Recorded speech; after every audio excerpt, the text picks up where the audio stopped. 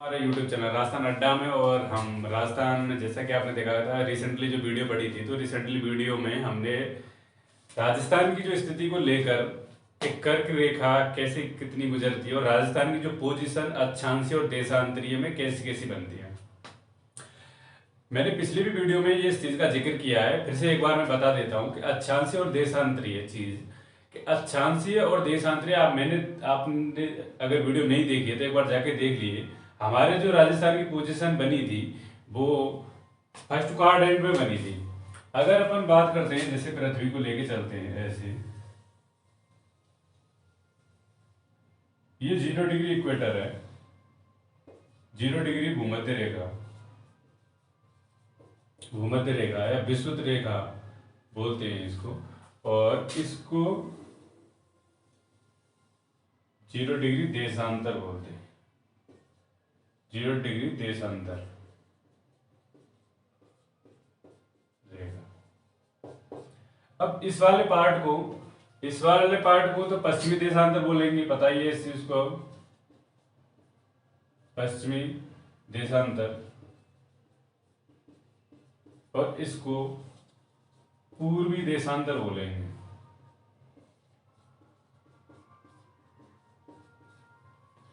इसको दक्षिणी अक्षांश,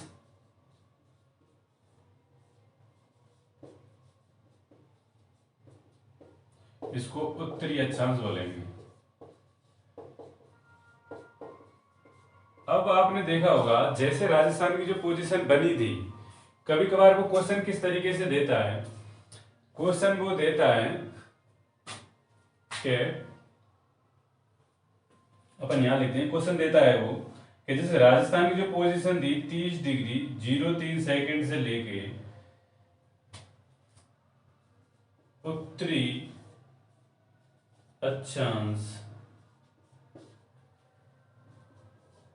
30 डिग्री 12 सेकंड दक्षिणी अक्षांश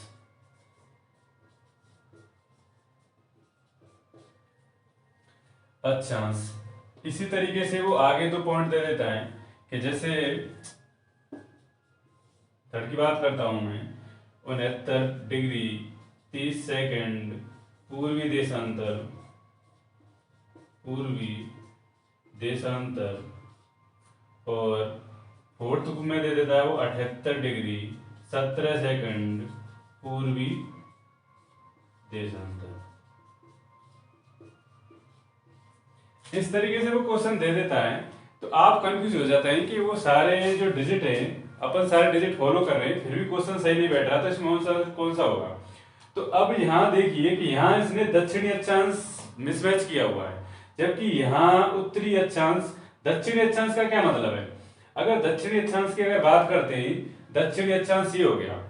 दक्षिणी अक्षांश का मतलब है हमारे जो राजस्थान की जो पोजीशन, अगर इसको मैं यहाँ से डिवाइड कर देता हूँ 0 डिग्री वो 0 डिग्री देशांतर से, अगर ये दक्षिणी अक्षांश की बात करता है तो इसका मतलब क्या, हमारे जो राजस्थान की पोजीशन है वो यहाँ पर बनती है, जबकि ऐसा है नहीं। इसीलिए ये थर्ड नंबर का जो क्वेश्चन है ये गलत है। क्यों? क्योंकि हमारे जो राजस्थान की जो पोजीशन बनती है वो इस क्वाड्रेंट में बनती है, यानी अपन इसको फर्स्ट क्वाड्रेंट बोल सकते हैं, सेकंड बोल सकते हैं, इसको थर्ड बोल सकते हैं, इसको फोर्थ बोल सकते हैं।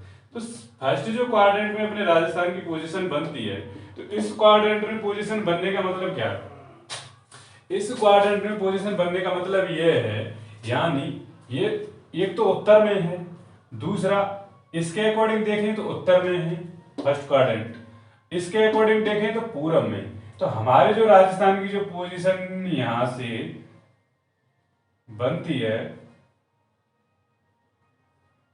इस तरीके की पोजीशन बनती है।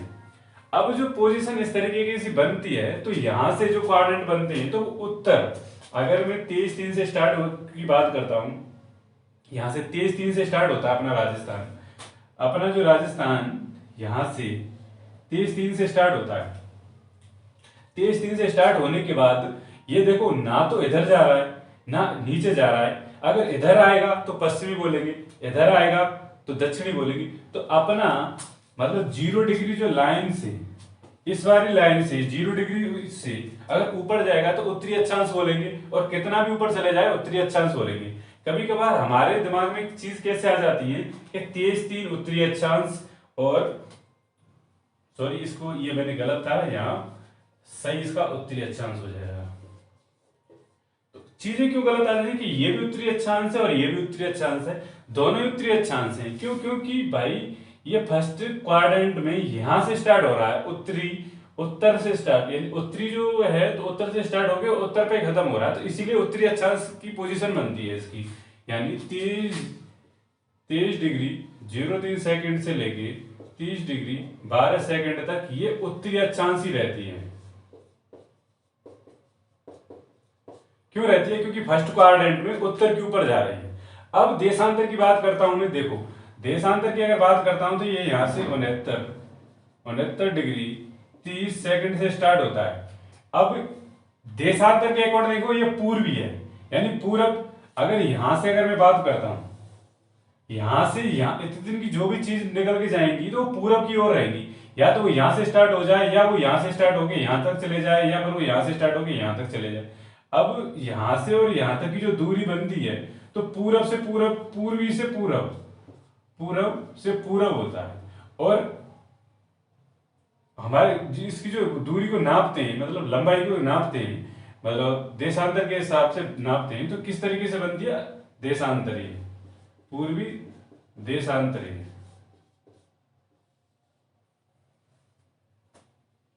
पूर्वी देशांतरीय स्थिति बनती है। क्यों? क्योंकि ये जो स्थिति देशांतरों के बीच की पोजीशन को शो करती है, ये अक्षांशों की पोजीशन की बीच की दूरी को शो करती है। तो इस तरीके से आपने देखा कि हमेशा लिखते टाइम अगर 23 अगर अपन याद कर रहे हैं, मैं इस चीज को बार बार क्यों बता रहा हूँ, क्योंकि वो इंपॉर्टेंट चीज क्या है कि इनमें क्वेश्चन में प्रॉब्लम करता है, वो यहाँ जाके मिसमैच कर देता है और आप फिर गलत करके आ जाते हैं। डिजिट तो सेम रहती है और सबको याद हो जाती है डिजिट तो, पर यहाँ सबसे इंपॉर्टेंट चीज है ये। आगे अपन बात करते हैं, ये तो राजस्थान की स्थिति के बारे में हो गया। आगे चलते हैं हम, आगे चलने पर हम देखते हैं अब राजस्थान की स्थिति तो अपन ने देख ली कि हम राजस्थान की जो पोजीशन है वो किस तरीके से सिचुएटेड है। अब अपन राजस्थान की थोड़ी सी समय को देखते हैं। समय किस तरीके से डिवाइड किया हुआ है। समय से पहले क्या है, समय से पहले राजस्थान को के अंदर जो दिन और रात होती है उस चक्र को जानते हैं कि दिन, आपने देखा होगा रात के ऋतु आती है हमारी, जो 4 जो ऋतु निकल के आती है, शीत ऋतु आती है, ग्रीष्म ऋतु आती है, एक शरद ऋतु आती है और एक बसंत ऋतु आती है। तो उस चीज को देखते हैं। आपने देखा होगा कि हमारे यहाँ गर्मी पड़ जाती है 21 जून के अंदर, और 21 मार्च के तक जो चलती जाती है, और सितंबर से अक्टूबर और नवंबर से शीत ऋतु हो जाती है। तो उसके रीजन क्या है यहाँ आने के। अब अपन यहाँ देखते हैं पृथ्वी के अकॉर्डिंग। मैंने पहले ही बताया था, ये जो रेखा है वो 0 डिग्री भूमध्य रेखा,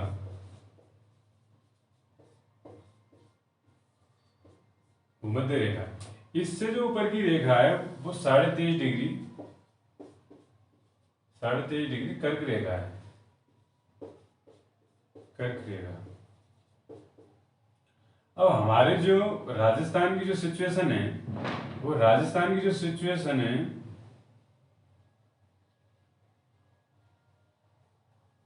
इस तरीके से, यानी बांसवाड़ा और डूंगरपुर से 26 किलोमीटर की दूरी तय करती है हमारी कर्क रेखा। अब अपन देखते हैं जब सूरज इस रेखा पर लंबवत चमकता है, जब इस रेखा पर लंबवत चमकता है सूरज, लंबवत चमकने का मतलब है कि सबसे जो सीधी किरणें पड़ेंगी वो बांसवाड़ा के अंदर पड़ेंगी। क्यों? क्योंकि कर्क रेखा के सबसे नजदीक बांसवाड़ा पड़ता है, यहाँ पर बांसवाड़ा। अब यहां से सूरज की किरणें जो तिरछी होती जाती हैं, और सबसे ज्यादा तिरछी किरणें कहां हो जाएंगी? यहां पर हो जाएंगी। क्यों? यहां सबसे ऊपर गंगानगर आ जाता है, गंगानगर आ जाता। अब 0 डिग्री इक्वेटर के समझ से अगर अपन देखते हैं तो इस चीज को क्या पाते हैं कि यहाँ पर जो अगर लंबवत किरणें पड़ेंगी, लंबवत किरण पड़ने का क्या मतलब है, लंबवत किरण पड़ने का मतलब है यहाँ गर्मी ज्यादा होगी। क्यों? क्योंकि अगर लंबवत चीजें होंगी, किरणें आती है तो गर्मी ज्यादा होती है। और ये कौन सा दिन हो जाता है? 21 जून।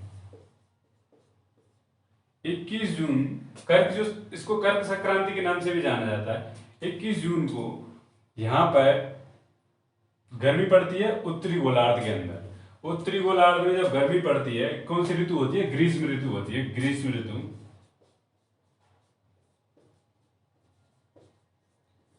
ग्रीष्म ऋतु होती है। ग्रीष्म ऋतु का क्या मतलब है? यहाँ पे दिन तो बड़े होते हैं और रातें छोटी होती हैं।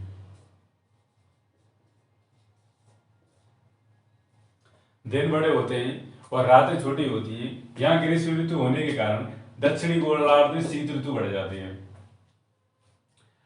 अब इसी के अकॉर्डिंग अपन यहां देखते हैं,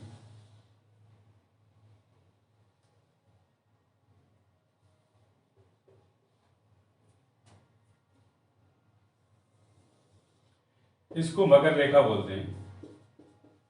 मकर रेखा 23.5 डिग्री, 23.5 डिग्री मकर रेखा जब 22 दिसंबर को 22 दिसंबर को सूरज इस पर लंबवत चमकता है। सूरज जब इस पर लंबवत चमकता है तो यहां पर ग्रीष्म ऋतु आ जाती है।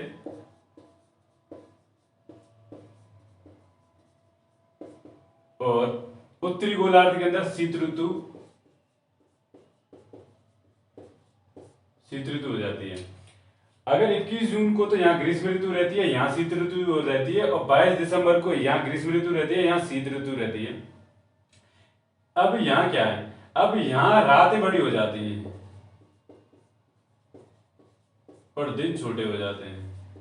जबकि सूरज 21 जून को क्या कर रहा था? यहाँ दिन बड़े थे और रातें छोटी थी। दक्षिणी गोलार्ध के अंदर क्या था? यहाँ रातें बड़ी थी और दिन छोटे थे। अब यहाँ उल्टा हो जाएगा, यहाँ रातें बड़ी हो जाएंगी, दिन छोटे हो जाएंगे। और यहाँ पे वो दिन बड़े हो जाएंगे और रातें छोटी हो जाएंगी।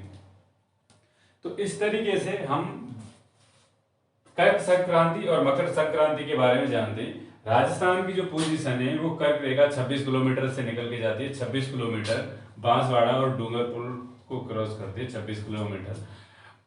एक इंपॉर्टेंट बात और है, हमारे माही नदी कर्क रेखा को, माही नदी कर्क रेखा को 2 बार क्रॉस करती है। कर्क रेखा को 2 बार क्रॉस करती है, 2 बार काटती है। माही नदी कर्क रेखा को 2 बार काटती है। तो इस तरीके से कर्क संक्रांति 23.5 डिग्री पर और मकर संक्रांति आपने जानी। आगे अपन बात करते हैं टाइम जोन की, कि टाइम का क्या सीन रहता है। अपन जो डेट और टाइम में उनको कैसे निर्धारित करते हैं।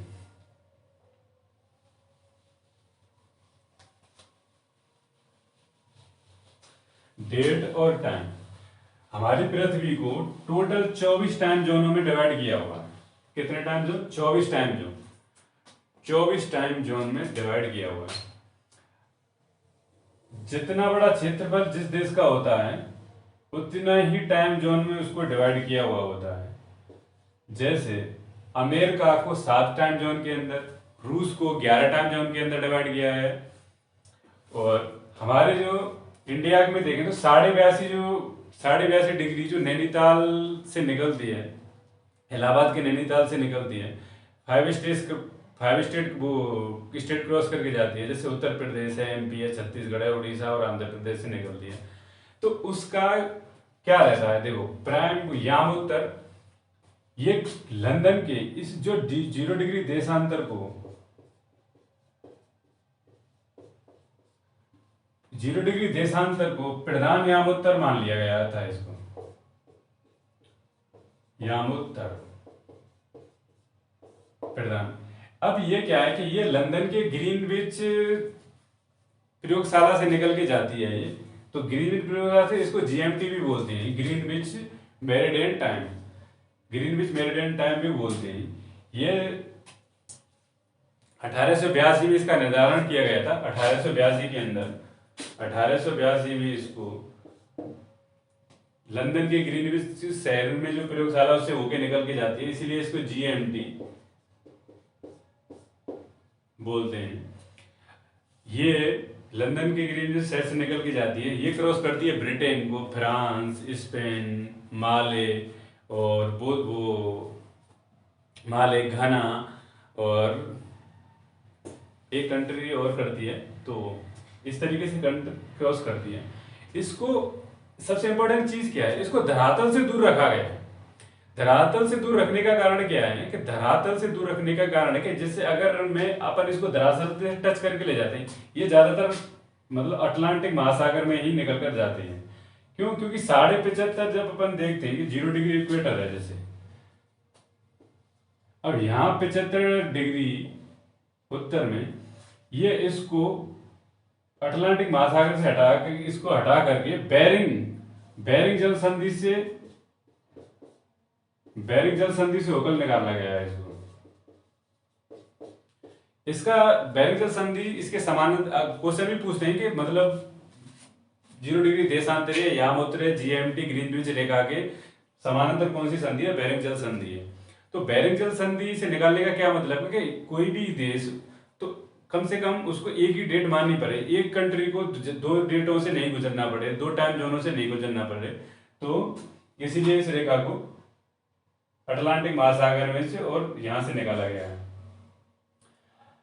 अब हम इसमें आगे बात करते हैं हमारे राजस्थान के अकॉर्डिंग, इंडिया के अकॉर्डिंग। इसके अकॉर्डिंग देखने में हमको प्रॉब्लम हुई थी, तो आगे चल के ये कॉन्फ्रेंस बुलाई गई थी जिसको इंटरनेशनल मेरिटाइम कॉन्फ्रेंस बोलते हैं, जो अमेरिका में हुई थी 1884 के अंदर। इंटरनेशनल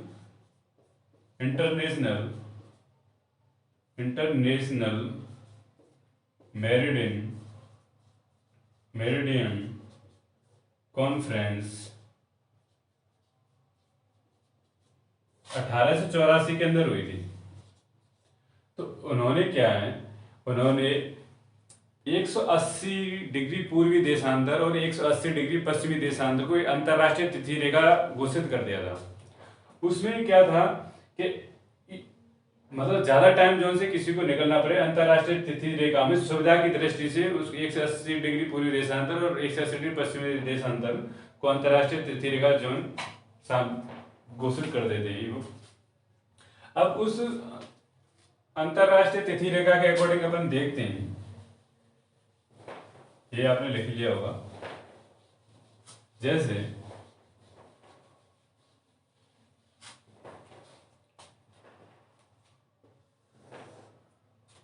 ये रेखा है तो 2, पर ये एक ही है। ये अंतरराष्ट्रीय पूर्वी देशांतर, सॉरी पश्चिमी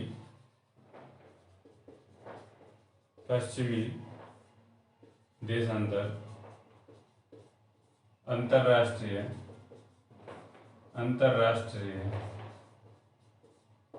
तिथि रेखा 1884 में इसको किया गया था। ये तो पश्चिमी है और इसको बोलते हैं हम पूर्वी देशांतर अंतरराष्ट्रीय तिथि रेखा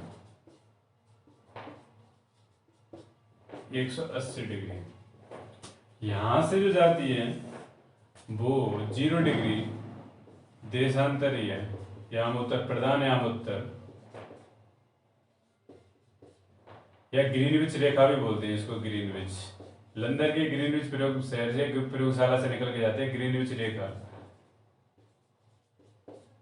रेखा भी बोलते हैं।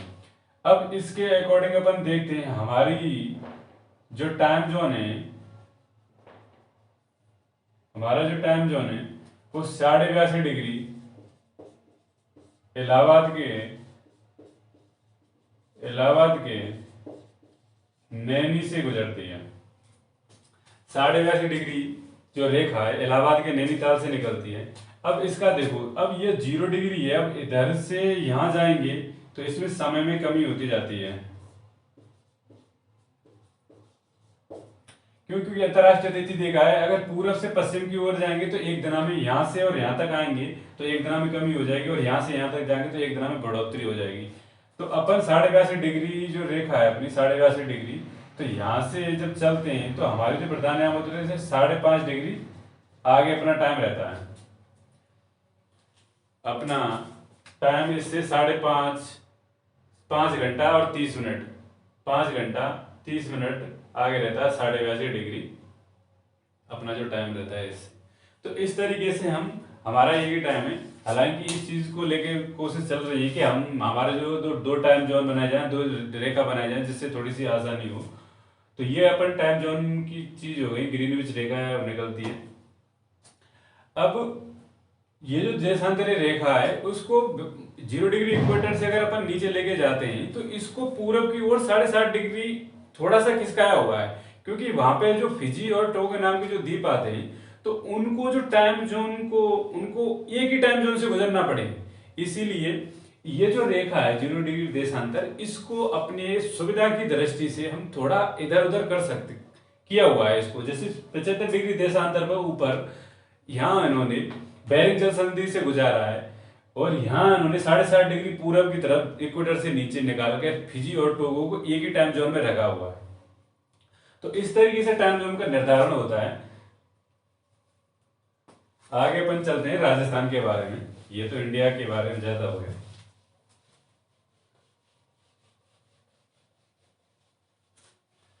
तो राजस्थान की पोजीशन के बारे में अपन पता चल ही गया, और उत्तरी अक्षांश 30 से लेके, और आगे बात करते हैं राजस्थान की। राजस्थान के भी बारे में बात करते हैं। तो राजस्थान के बारे में सबसे पहले बात करने से पहले स्टार्ट करते हैं अपन क्षेत्रफल।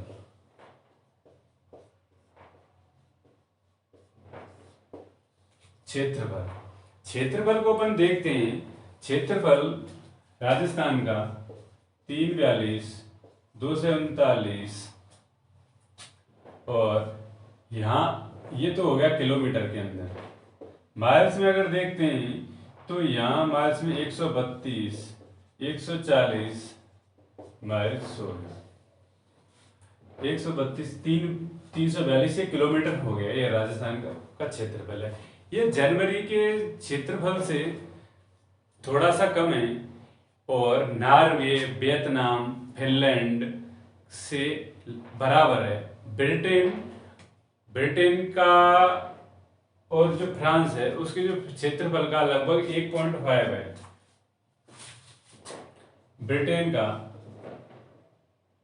ब्रिटेन के लगभग 1.5 गुना, और वियतनाम नॉर्वे की लगभग बराबर,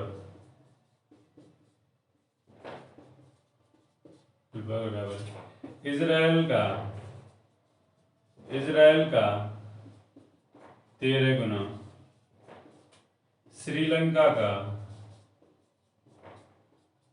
5 गुना, स्विट्जरलैंड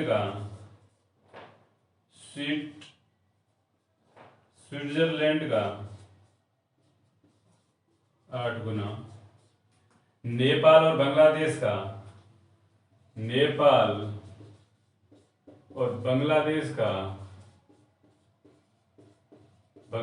का लगभग 2.3 गुना।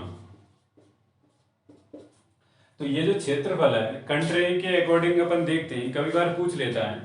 तो ब्रिटेन के लगभग 1.5 गुना, वियतनाम नॉर्वे के लगभग बराबर, जर्मनी से थोड़ा कम। तो ये इसका क्षेत्रफल हो गया। आगे अपन बात करते हैं इसके क्षेत्रफल से रिलेटेड कुछ चीजें, जैसे डिस्ट्रिक्ट के अकॉर्डिंग बात करते हैं।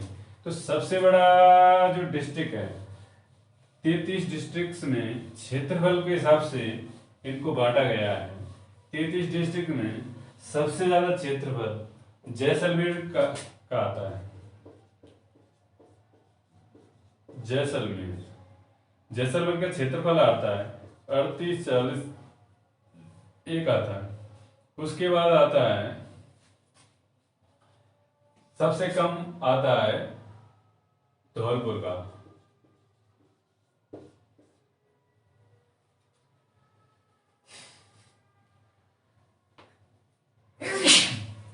सॉरी, धौलपुर का आता है, धौलपुर का होता है 30-32 किलोमीटर। 30-32 किलोमीटर आ जाता है इसका धौलपुर का। अब इसमें क्या है, इससे यहाँ से इनका क्षेत्रफल बताने का क्या रीजन है, क्योंकि वो कभी कभार पूछता है कि क्षेत्रफल की दृष्टि से जैसलमेर राजस्थान का कितना गुना है। जब अपन को याद है क्षेत्रफल तो गुना आप आपस में निकाल लेंगे। धौलपुर जैसलमेर का कितना गुना है, राजस्थान का कितना गुना है, तो इस तरीके से ये जो चीजें निकल के आती हैं, अगर हम क्षेत्रफल अपन को याद है तो हम आराम से इस चीज को निकाल लेते हैं। अब ये कैसे भी आपको पूछ सकता है, क्यों, क्योंकि अदर मैंने देखा हुआ है कि बहुत सारे बस यही चीज आपको रटाते रहते हैं कि जैसलमेर धौलपुर से इतना गुना है, धौलपुर जैसलमेर का इतना गुना है, राजस्थान का इतना गुना है, और कितना गुना किस किस का है। अब देखो, अगर बात करते हैं अपन इस चीज के बारे में, अगर वो धौलपुर पूछ रहा है, धौलपुर राजस्थान का कितना गुना है, तो इसमें धौलपुर इस ये जो राजस्थान का क्षेत्रफल है, धौलपुर के क्षेत्रफल का भाग दे दो, निकल के आ जाएगा।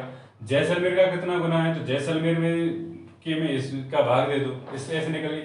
कुछ चीजें रटने की नहीं होती, कुछ चीजें समझने की होती हैं। बस रटे जा रहे हैं कि 11.66 तो उसका गुना है, 12.66 धौलपुर जैसलमेर का गुना है, 0.89 धौलपुर राजस्थान का। तो इस ऐसी चीजें यहाँ रटने वाली चीजें रटनी नहीं है, कुछ चीजें समझ के भी अपन कर सकते हैं। अपन क्षेत्रफल याद कर ले, दोनों चीज पूछता है, वो 3 चीज ही है बस। एक तो जैसलमेर का सबसे ज्यादा क्षेत्रफल है, दूसरा धौलपुर का सबसे कम क्षेत्रफल है। तो बस क्वेश्चन कैसे बनता है, क्वेश्चन बनता है कि राजस्थान धौलपुर से कितना गुना अधिक है, या फिर राजस्थान धौलपुर का कितना गुना है, या फिर धौलपुर राजस्थान का कितना गुना। इस तरीके से क्वेश्चन निकल के आते हैं। अगर अपन बात कर देते हैं यहाँ पर x मान के और इसको इक्वल कर देते हैं, इसमें इसका भाग देते हैं, x की वैल्यू आ जाती है, कैसे भी पूछ ले वो। ऐसे जैसलमेर के लिए करते, तो इस तरीके की चीजें अपन को नहीं रट रही है। अगर मैं बात करता हूँ कि जैसे राजस्थान के क्षेत्रफल के अकॉर्डिंग अपन बात करते हैं कि धौलपुर का जो क्षेत्रफल है 0.89% है उसका राजस्थान के का। तो इस तरीके की चीजें नहीं रटनी है आपको, चीजें वो ही रटनी है जो कोई चीज रटनी नहीं है मेरे हिसाब से। तो अगर रटने भी, अगर ऐसी आवश्यकता पड़ भी जाती है रटने वाली चीज, तो कुछ चीजें ऐसी रटो जो अपन काम के रहे, पर जिस चीजों में अपन समझ सकते हैं और समझ से अपन काम चला सकते हैं, तो फिर रटने की क्या आवश्यकता है। तो ये यहां से जो क्वेश्चन आता है, निकल के आता है, ये एक तो जर्मनी, फिनलैंड, नॉर्वे, इन सब चीजों के अकॉर्डिंग इजराइल की पूछता है, श्रीलंका और ऐसी चीजें पूछता है। तो एक तो मैंने आपको बताई दी। अब अपन राजस्थान के क्षेत्रफल को देखते हैं, सीमा के बारे में।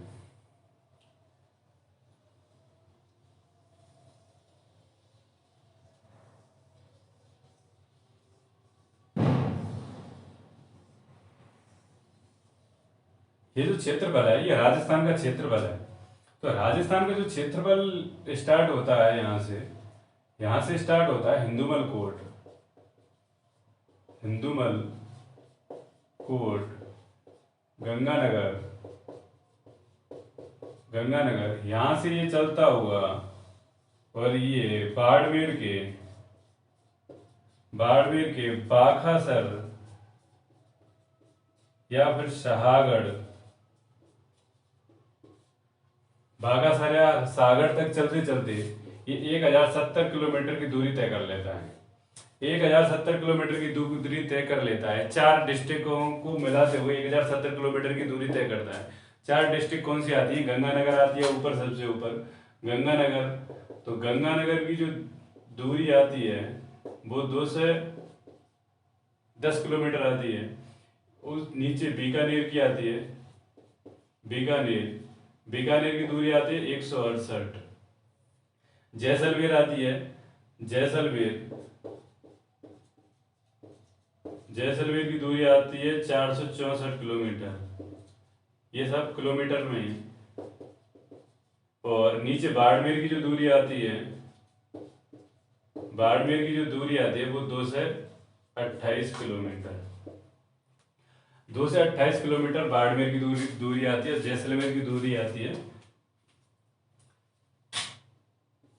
464 किलोमीटर। ये 4 डिस्ट्रिक्टों से जोड़ता है। अगर अपन पाकिस्तान की बात करते हैं, तो पाकिस्तान के ये बहावलनगर, बहावलपुर, खानपुर, ये तो पंजाब प्रांत के 3 हो जाते हैं। रहीमर खान या खानपुर बोलते हैं इसको, ये तो पंजाब प्रांत के हो जाते हैं। ये यहाँ जो सिंध प्रांत के आते हैं, यहाँ से वो स्टार्ट हो जाते हैं,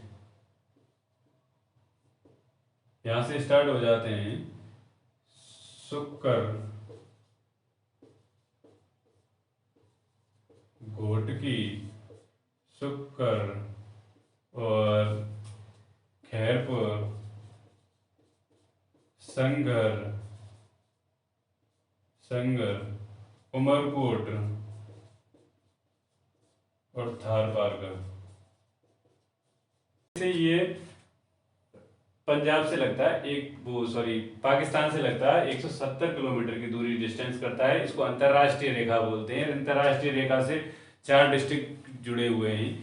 एक चीज और निकल के आती है यहाँ पर, गंगानगर और बाड़मेर, ये दोनों ही डिस्ट्रिक्ट ऐसे हैं, ये अंतरराष्ट्रीय सीमा भी बनाते हैं और अंतरराज्य भी सीमा बनाते हैं। इस चीज को ध्यान रखना, ये अंतरराष्ट्रीय सीमा भी बनाते हैं और अंतरराज्य सीमा भी बनाते हैं।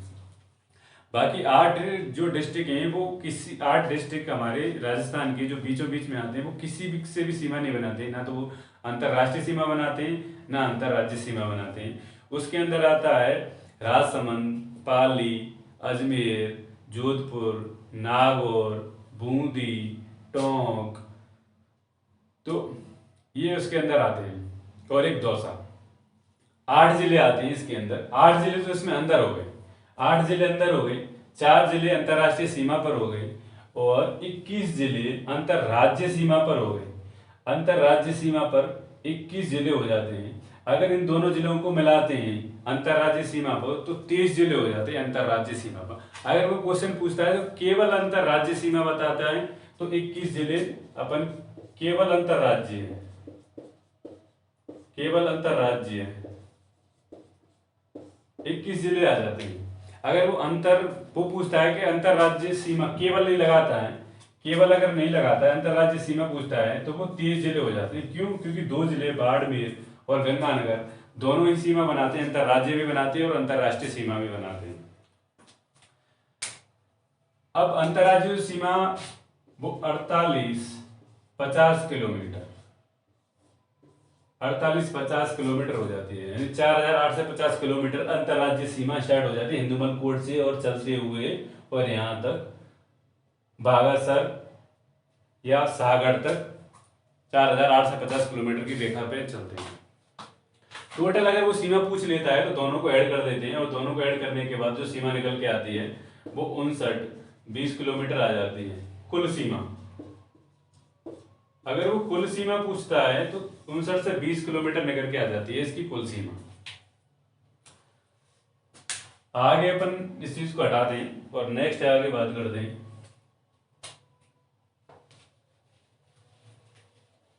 ये तो अंतरराष्ट्रीय रेखा हो गई। अब हमारे जो राजस्थान है अंतरराज्यीय, मतलब हमारे राज्यों से जो सीमा लगती है वो सीमा कैसे लगती है।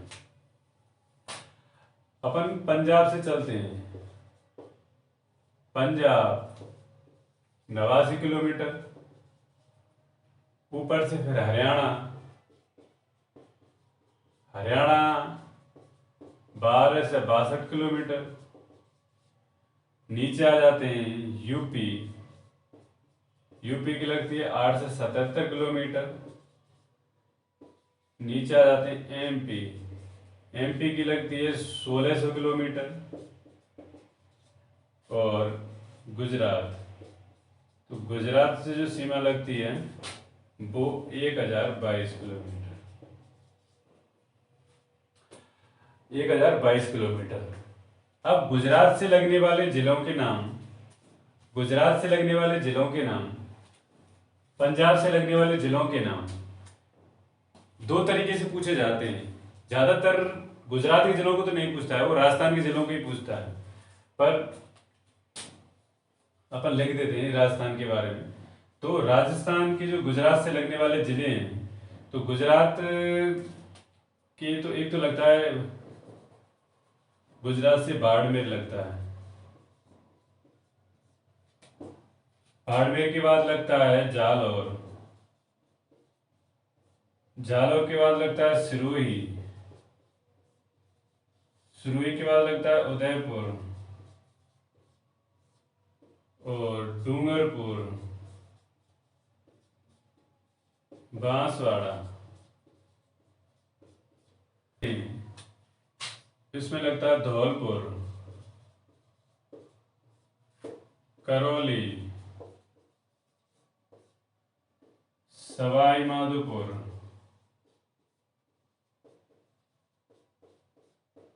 सवाई माधोपुर, सवाई माधोपुर पे आ जाता है,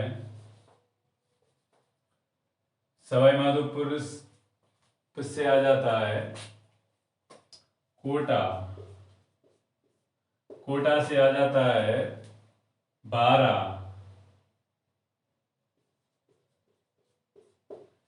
कोटा से बारा आ जाता है, और यहाँ स्पेस नहीं है देखने के लिए, बारा, बारा से आ जाता है झालावाड़, झालावाड़, झालावाड़ से बात आप आगे चलते हैं तो झालावाड़ से आ जाता है चित्तौड़गढ़, चित्तौड़गढ़, चित्तौड़गढ़ से आ जाता है प्रतापगढ़ और बांसवाड़ा, ये आ जाते हैं। यानी धौलपुर, करौली, सवाई माधोपुर, कोटा, बारा, झालावाड़, चित्तौड़गढ़, प्रतापगढ़, बांसवाड़ा। एक डिस्ट्रिक्ट और बचता है, उसको बोलते हैं भीलवाड़ा, छोटी सबसे छोटी सीमा लगाता है भीलवाड़ा, भीलवाड़ा। तो ये एमपी के हो गए। अब यहाँ अपन यूपी के लिख देते हैं, यूपी के डिस्ट्रिक्ट, यूपी के लगने वाले डिस्ट्रिक्ट हैं, यूपी से लगते हैं सब भरतपुर,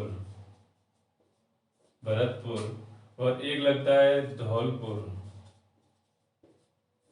धौलपुर यूपी के लगते हैं।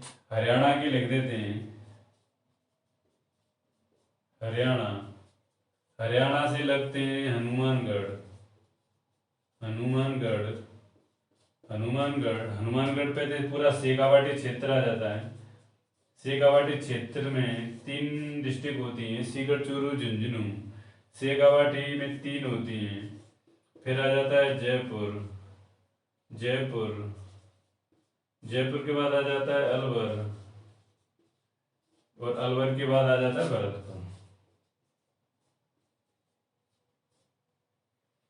अलवर के बाद आ जाता है भरतपुर, हरियाणा से लगने वाले। और पंजाब से लगने वाले जो डिस्ट्रिक्ट्स हैं वो गंगानगर, गंगानगर और हनुमानगढ़, गंगानगर और हनुमानगढ़। अगर अपन पंजाब इसके अकॉर्डिंग देखते हैं, जैसे पंजाब के जो जिले हैं वो ज़्यादातर एग्जाम के अंदर तो नहीं आते, पर फिर भी अगर फॉर काइंड इन्फॉर्मेशन अगर आप याद रखना चाहते हैं तो पंजाब के 2 जिले लगते हैं, फाजिल्का और मुक्तसर लगते हैं। हरियाणा के जिले लगते हैं रेवाड़ी, मेवात, भिवानी, फतेहाबाद, सिरसा, हिसार और महेंद्रगढ़, यानी 7 डिस्ट्रिक्ट इसके लगते हैं। और आगे अपन बात करते हैं मथुरा और आगरा, यूपी के लगते हैं। मथुरा, आगरा यूपी के लगते हैं। मध्य प्रदेश के नीमच है, नीमच है, मुरैना है, अगरमालवा है, श्योपुर है, शिवपुर है, गुना है, राजगढ़ है, झाबुआ है, रतलाम है, ये एमपी के लगते हैं। आगे बात करते हैं गुजरात की। गुजरात की में साबरकांठा, बनासकांठा, दाहोद, अरावली, महिसागर ये और एक कच्छ और आ जाता है गुजरात का। तो ये गुजरात के लगते हैं, वो ज़्यादातर एग्जाम में नहीं आते हैं, पर फिर भी आप इसको लिख लो। और ये इस तरीके से यहाँ जो राजस्थान की जो जीके है, जो जोग्राफिकली एरिया है, अपन यहाँ ऐसे पढ़ चुके हैं। आगे अपन देखेंगे जो शब्दावली निकल के आती है और जो क्षेत्र हैं उनके बारे में पढ़ेंगे कि राजस्थान के जैसे क्षेत्र आ जाते हैं, बागड़ क्षेत्र है, मालवा क्षेत्र है, मेवात क्षेत्र है, शेखावाटी क्षेत्र है, सपादलच्छ, जांगल प्रदेश, योध्य प्रदेश और नाली जो क्षेत्र है। तो इस तरीके के क्षेत्र हैं, उनको हम जो शब्दावली है जो राजस्थान से रिलेटेड चीज़ें वो नेक्स्ट वीडियो में करेंगे अपन। सो धन्यवाद दोस्तों।